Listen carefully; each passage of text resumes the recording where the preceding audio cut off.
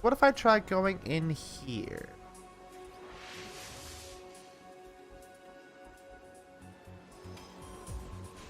Oh, I just get like...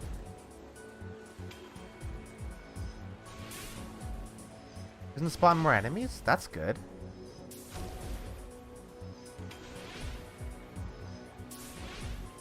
Because that's the thing that we need. It's a shame that we didn't get to see, like, what actually hacking these looks like. It's very cool. Come on! You know what? They don't do that much damage. You fucking kidding me? Thank you. Alright. Time for leave.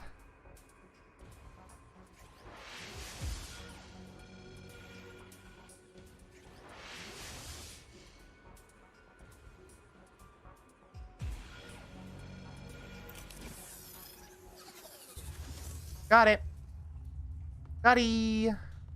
Door open.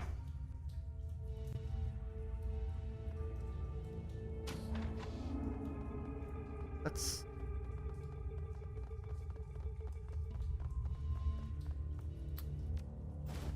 That...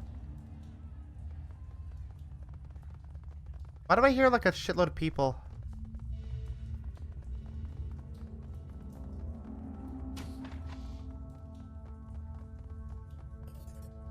And this is another entrance. Anything in... No. Alright.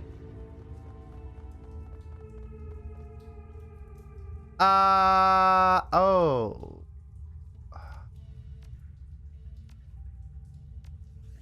We have... 7881.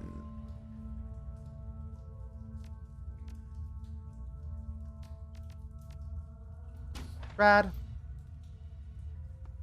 Hi. How's it going? A large man in his 50s stands waiting, his heavily tattooed arms held in a fighter stance. His bone structure is heavy. Corded muscle stands out in his arms and chest. In his youth, he must have been enormous. He doesn't talk so much as emit a low rumble. I don't know how you got here, but you've got my attention. Candygram for Strangler Bow. Much love, kindly Chang. You're funny. His eyes get a stony look. I don't do funny. So you have some sort of message from Cheng? I can't wait to hear you mangle it. You speak Cantonese so well. He chuckles to himself. But before I hear it, I have a little message for her, too. You tell kindly Cheng that her operations are done in the walled city. Strangler Bao has given himself a promotion.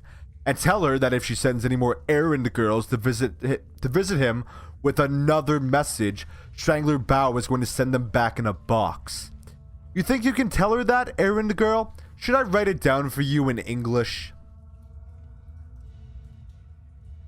Oh, come on, Strangler. Can I call you Strangler? We just want to hang out, play some video games, do triad stuff. Strangler Bao reaches for his PDA, taps a button on the side. Only a second later, you hear the sound of a door opening and the footsteps running towards your position. Oh, fuck. Strangler Bao grins a shark-like grin. Want to play? Let's play. What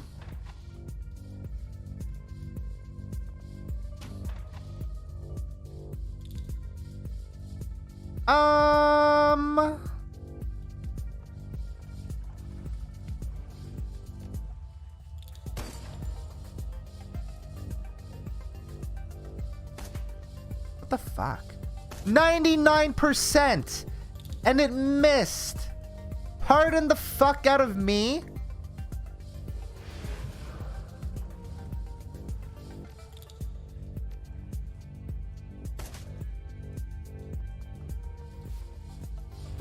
I got an achievement for that.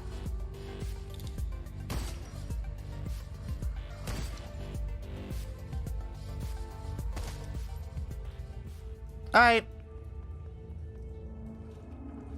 His voice comes out in a growl. No more games, no more dead soldiers. Why are you here, and why did you leave me alive? Auntie Chang told me not to kill you. Just make sure you slot this in your trid. I don't get to hear you butcher the message. I'm sad. He grabs the small plastic drive from your hand, slots it into his trid player. Kindly Chang stands erect, speaks directly to the camera. Mr. Bao, as everyone knows, you are a man of swift action. I respect that, and because of that respect, I will get right to the point.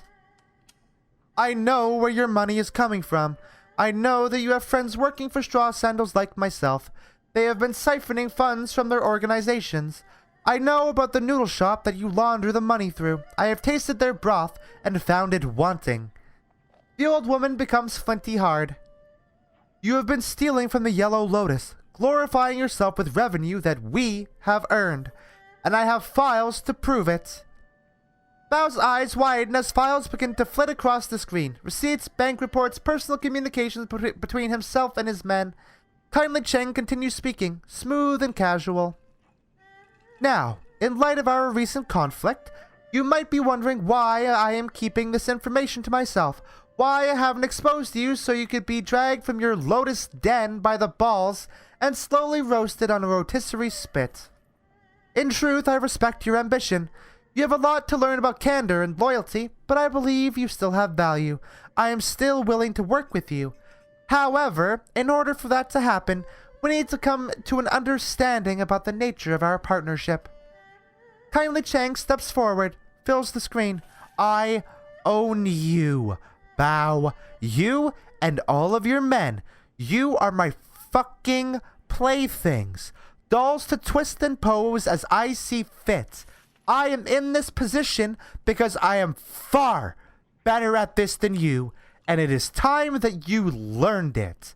Accept what I am telling you, and we can get back to business, prosper together. But if you continue your little rebellion, I will mail tiny pieces of you to your children and take their picture as they open the package. She produces one of her thin black cigars, lights it, holds the smoke a long time. You have 24 hours to return to the fold. If you aren't here licking my heels by then, the information will be released and you will become food for fish. Your choice, Bao. 24 hours. The message winks out. Strangler Bao turns away from the screen slowly. His skin is ashen. Get out. He pauses, casts his eyes to the floor. And tell Mrs. Chang to expect me at Swift Winds tomorrow. He stands up straight. Tomorrow morning. It was a pleasure meeting you, Mr. Bao. Go. Just go. Alright, bye. Have a good day. See you later. Sorry about killing your buds. Sure, kindly is gonna be super... Oh, yeah, we should go out the way we came in. That's good. Duncan? Very smart point. Very, very, very smart point. That was almost a mistake.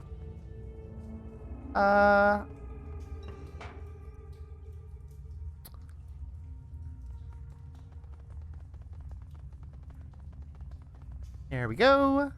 Let's leave. Wu holds up his hand for everyone to stop, turns to the two of you and hooks his thumbs in his belt. Well, that was a thing. Never thought I'd be shuttling messages between criminals in a Hong Kong syndicate. I can't imagine what Raymond would have wanted in the walled city. This place just feels wrong. It must have been important. He flew all the way here, hired runners for an escort. But why? This place makes you feel like your life has no value. Like there's just no point to anything. He sighs and looks at your companion. Great life you have here. Gobbet ignores the barb. She breathes a sigh of relief. Look, we're done, aren't we? We got into and back out of the walled city, and we're still in one piece. Whining ex-cops aside, I'd call that a win. The cords stand out on the sides of his neck, but he keeps his voice calm. I'm not whining, rat girl. Duncan Wu doesn't whine. Yeah, whatever you say, gun show. Gun show? Seriously? Wu's goggles pan down, come to rest on Gobbet. That's not gonna stick, is it? Yeah. Yeah, Duncan, I think it's gonna stick.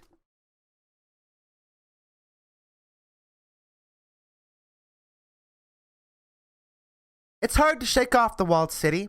Its gravity clings to you as if wretchedness itself had grown tentacles. The sounds of suffering subside, but their echoes still thrum in your insides. Gobbet walks slowly, head down and both hands on her stomach, whispering a conversation to someone or something that only she can see. Her rats are silent and remain hidden in her clothing. Wu pauses a moment and breathes a sigh of relief when you finally reach the streets. But returning to Hioi isn't like coming home. Suspicious looks and clothed mouths accent unsmiling faces that billboard a universal message. You don't belong here. Time to report back to Kindly Chang and inform her that the message has been delivered. Get this business over with. Get your sin burned. Get on to the next step, whatever that is.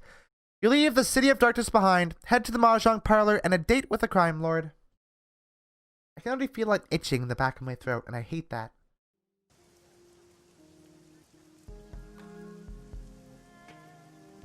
Hey, we have karma to spend. Let's, do that before we carry on. I don't know what we want to level up now. You know what? I think we might just want to level up decking. Actually, no. Well, yes, no. No, because that's going to be very expensive. So maybe...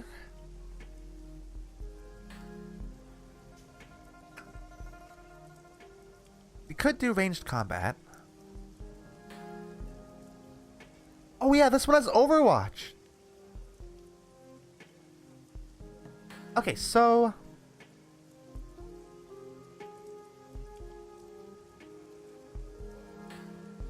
why is there a line there? Is that like a cap or something?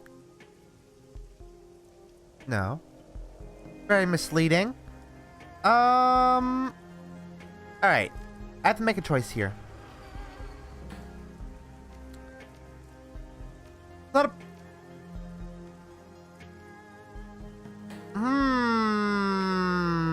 no. If I were doing Street Samurai, yeah, but no. Alright. Do that.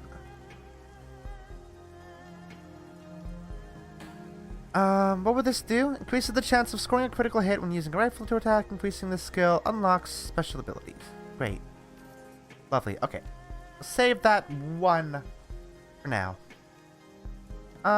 Let's go talk to Auntie Chang. Hey, that's a fast fucking sprint. Hell yeah.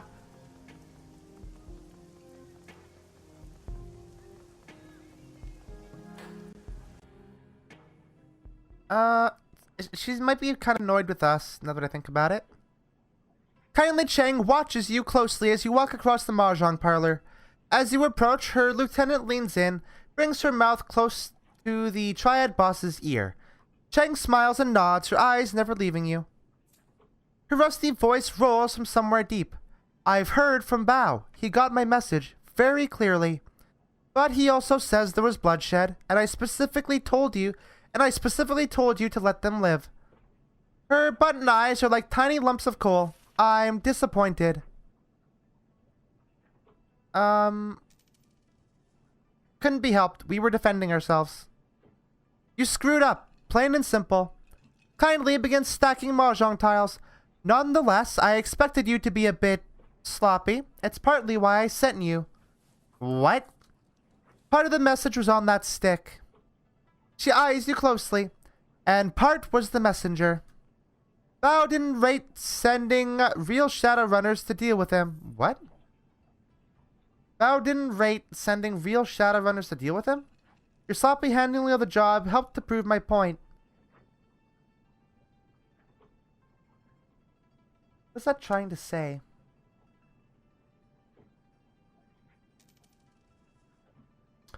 Oh, like he wasn't worth that.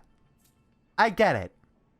So like he's fucking nobody, he's worthless, aside from what he can provide to Kindly Chang. Got it. So, does that mean we get our sins burned? It does. My message was delivered and Strangler Bao is back in the fold, earning for me. As far as I'm concerned, our transaction is complete. While you were gone, I set the wheels in motion to wipe your identities. She pulls out her PDA, stabs a button with a lacquered fingernail. The order has been sent. Congratulations, you are now sinless. Shadow people. Wu exhales heavily. His eyes remain focused straight ahead, but his shoulders sag. I didn't like the way my life was going anyway. Wu pulls himself up to his full height. Yeah, well, I had something going in Seattle, Bubuski. I had my license. I was going freelance. Found a storefront in Bellevue where Carter and I were going to set up shop. Now it's all blown to hell. He clenches a fist. Someone's got to pay for that. Pay for Carter.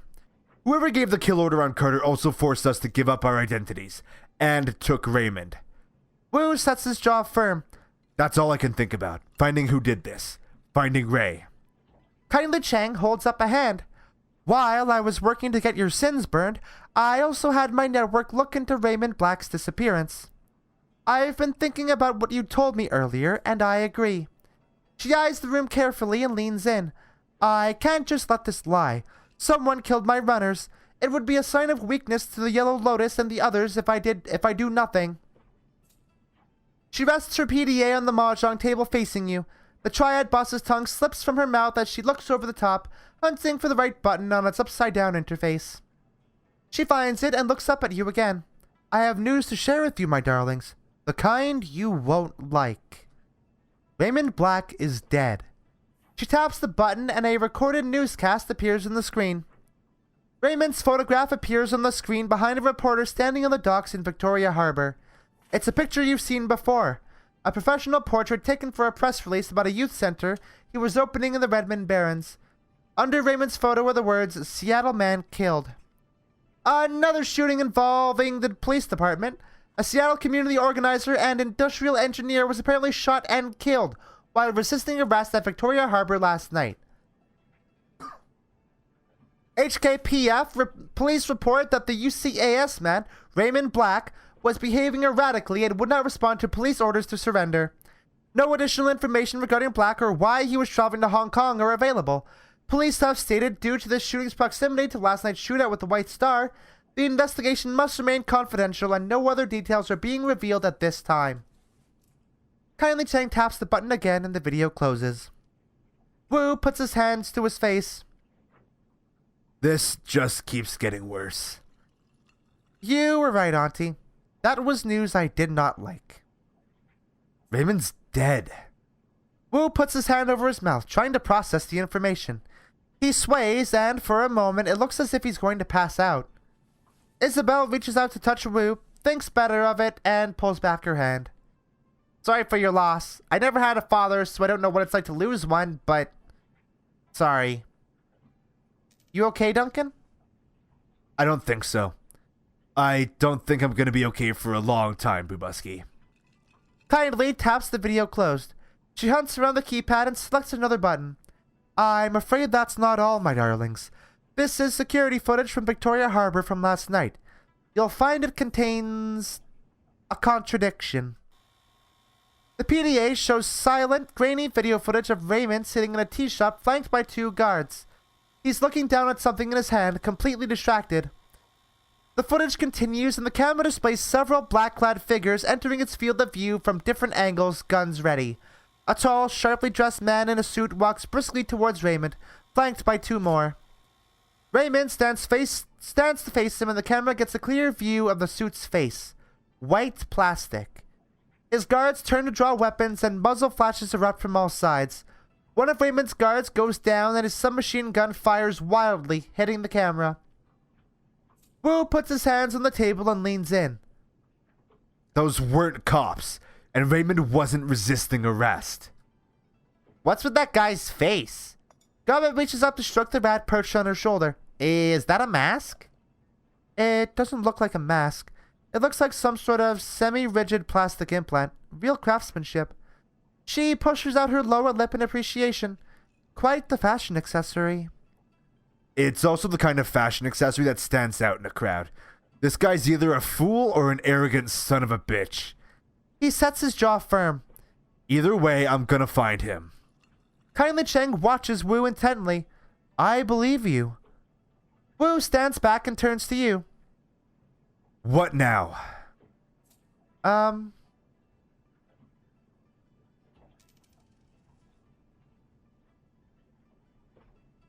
We find the plastic-faced man and drag him somewhere private. Make him dig his own hole. Then we fill it.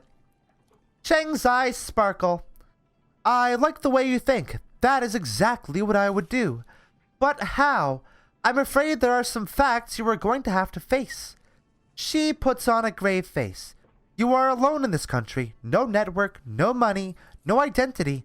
I can protect you from the police, but how would you go about discovering what happened to Raymond without me? How would you survive? Kindly wipes her hand across a stack of tiles, spreading the ivory-colored pieces across the table. You've had a very long night, my sweets. Very long. And frankly, you all look like shit. Rest now. I promise you safety in my town for the night. We'll talk about the plastic-faced man tomorrow. Kindly gestures to Gobbet and Isabel. Ladies, go find our new friends a place to bed down in that rat's nest squat boat you call home. We'll all talk after you slept. Figure out our next steps together. Yes, Auntie. Yes, Auntie. Thank you for your help, Auntie. Of course, my sweet. Kindly Cheng smiles and her black button eyes flash cold. What are friends for? Oh, that's dark.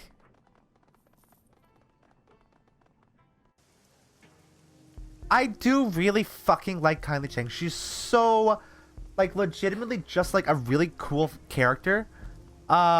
She's great. I love her. Hey.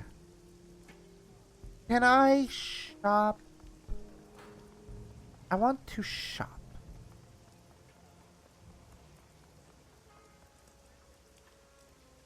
I'd like to look at your drones. He lazily waves you off with his cigarillo.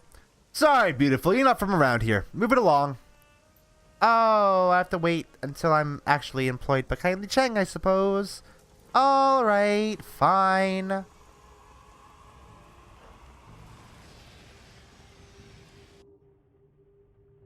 You two can bunk here for a while. She nods with her nose towards the hatch. You've each got ahead to take care of your necessities. Try to knock before you enter someone else's, okay? Seriously? I know the drill. Wu turns to you. Stinks of fish, just like that place we squatted at on Leary Avenue back when we were kids. The one with the Azatlan family and their dog. You were good people. Yeah, until the 162s decided they wanted the place.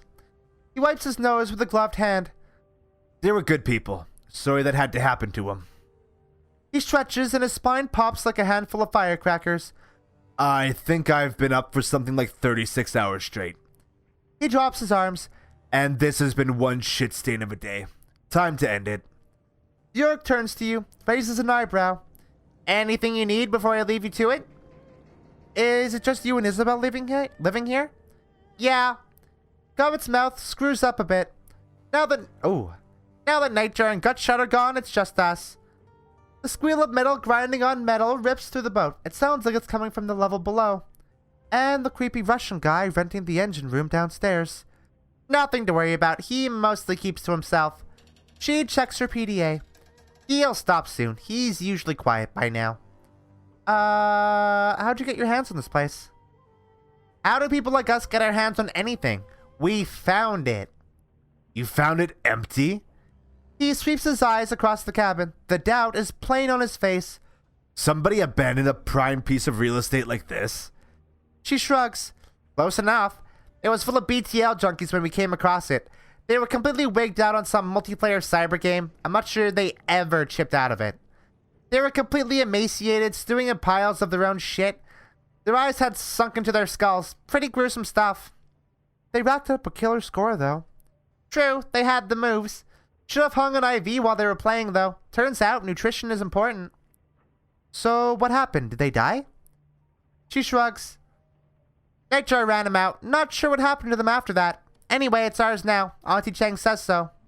All but the engine room, you mean?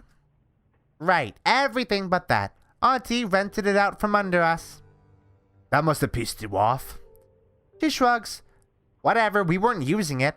As long as our downstairs neighbor keeps to himself, he can have the lower level, especially if it keeps Auntie Cheng happy.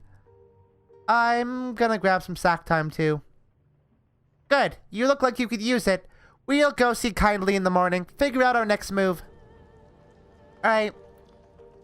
I can't remember if I have an opportunity to talk to everybody beforehand.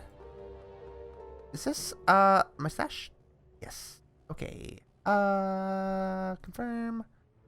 Let's go see about talking to Gobbet and Isabel. I doubt they'll be too talkative.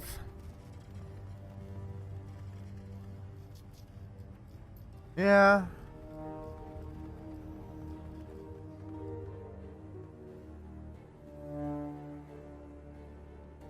Yeah. Okay. And I'm pretty sure it's the same with Duncan, but I will check. Yeah. Alright. Let's just get some rest. The cot in your cabin is neatly made with crisp-looking sheets and an insulated plastic blanket. A fine layer of dust coats its surface. It's been a long time since anybody slept here. You climb into the cot and worm your way under the sheets. They've been starched stiff as boards, but you've slept beneath worse. The lice and bed bugs that plagued your old prison cell are mercifully absent here, and the salt air is fresher than the rancid stink of the Redmond Barrens. The moment your head hits the pillow, exhaustion sets in. You can barely keep your eyes open. Sleep washes over you like a warm bath, and everything goes black.